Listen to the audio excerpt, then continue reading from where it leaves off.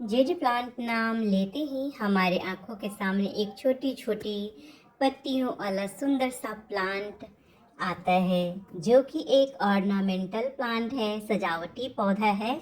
और ये हमारे घरों में बहुत सुंदर लगता है। सबसे बड़ी बात है कि ये इसको कटिंग से ग्रो करना बहुत ही आसान है। कटिंग करने से इसके स्टेम भी मोटे होते हैं और हमें बहुत सारे पौधे फ्री में मिल जाते हैं। 15 दिन पे, महीने दिन पे, 2 महीने, 3 महीने, आपको जितना ग्रोथ इसको देना है उतना दीजिए। और फिर कुछ समय के बाद आप इसके जो ब्रांच हैं उसको अगर काट देते हैं तो आपका जो जड़ से नीचे में मजबूत होगा, ये सब तने मजबूत होंगे। अब अगर आपको बोनसाई भी बनाना है तो आप एक कटिंग करके शेप दे सकते हैं और एल्युमिनियम के तार की सहायता से तरह तरह के शेप दे सकते हैं।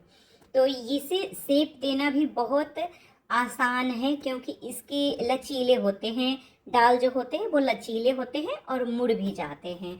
तो इस तरह से हम लोग जेट प्लांट के कटिंग करके बहुत सारे प्लांट उगा सकते हैं।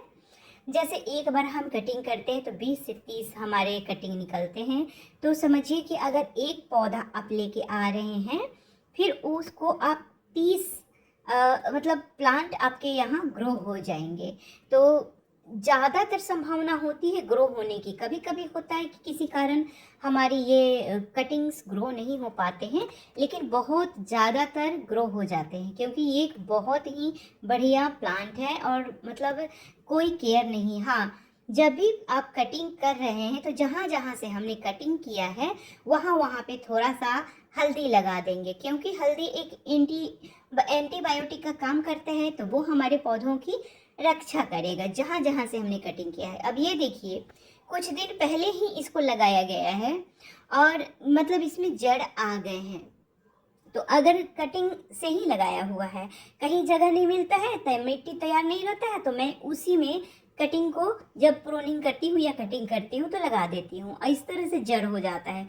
जब इसके जड़ बन जाए तो आप दूसरे गमले में ले करके लगा दीजिए। हाँ, इतना ध्यान रखिए कि गमले में जिसमें लगा रहे हैं मिट्टी भुरभुरी होनी चाहिए, जैसे कि बालू और रेत बालू जो भी कह लीजिए, और कोकोपीट, बर्मी कंपोस्ट, ये सब मिला हुआ जो होता है मिट्टी, तो वो हमारे इस जेड प्लांट के लिए बहुत अच्छा होता है।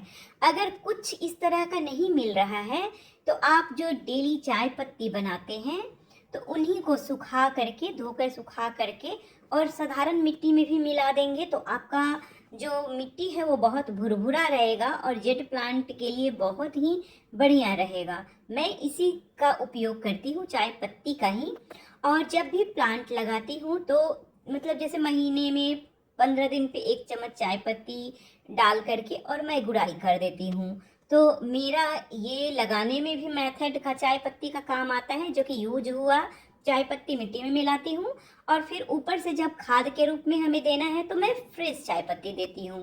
तो इस तरह से हम अपने जेड प्लांट का केयर करते हैं, जो कि बिल्कुल हमारे किचन से ही आते हैं और इसमें हमें कोई परेशानी नहीं होती है। कटिंग प्रूनिंग जब भी करते हैं उसको लगाते जाते हैं, इससे पौधे तैयार होते हैं। तो ये पौधे हमें गिफ्ट देने के लिए अपने फ्रेंड लोग को काम आ जाते हैं, और एक बहुत बढ़िया सा गिफ्ट, उन्हें भी बहुत प्रसन्नता होती है कि चलो मुझे कुछ बढ़िया सा गिफ्ट मिला। और मतलब एक तो ये होती है ना खुशी कि हमने खुद घर अपने हाथों से बना करके किसी को कुछ गिफ्ट दिया है। तो ये सबसे बढ़िया मतलब फीलिंग होती है अपने आप में। तो इस तरह से हम पौधे को कर सकते हैं। और सबसे बेहतर प्लांट मुझे ये लगता है, इसे पानी की भी कम आवश्यकता होती है। जैसा कि हम लोग जानते ही हैं, इसकी पत्तियां थोड़ी मोटी मोटी होती हैं, तो इसे पानी की कम आवश्यकता होती है। और कहा जाता है कि ये पैसों को अट्रैक्ट करने वाला पौधा है वास्तु के अनुसार। तो ये भी सही है। अगर आप बहुत सारे प्लांट इस तरह से बनाते रहेंगे तो आपके पैसे तो बहुत बचेंगे ही और मन भी प्रसन्न रहेगा। और प्रसन्नता मतलब स्वस्थ का पहला पायदान है। अगर हम प्रसन्न हैं तो हमारा हेल्थ भी सही रहता है। तो हम लोग इस तरह से पेड़ पौधे को लगा करके अपने हेल्थ को भी सुधार सकते हैं। और वास्तु की दृष्टि से इसे दक्षिण पूर्व दिशा कहा गया है कि रखने के लिए आप पूर्व दिशा उत्तर पूर्व में भी इस प्लांट को रख सकते हैं या मेन डोर पे भी रख सकते हैं। और ऐसे सजावट के लिए हम लोग अभी थोड़ी मीडियम धूप आती हो वहाँ रख सकते हैं। इस तरह से छोटे से बड़े पॉट में हम लोग लगा करके जेड प्लांट को उगा सकते हैं और बहुत सारे पौधे बना सकते हैं।